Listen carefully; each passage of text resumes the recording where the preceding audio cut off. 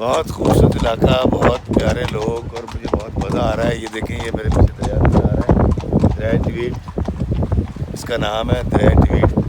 बहुत खूबसूरत इलाका और पीछे जो बिल्डिंग्स हैं बहुत खूबसूरत वो है। और मैं ये तस्वीर बनवाने लगा हूँ दोस्तों, और आप यकीन करें कि मैं बहुत इंजॉय कर रहा हूँ। आप भी इंजॉय कीजिए।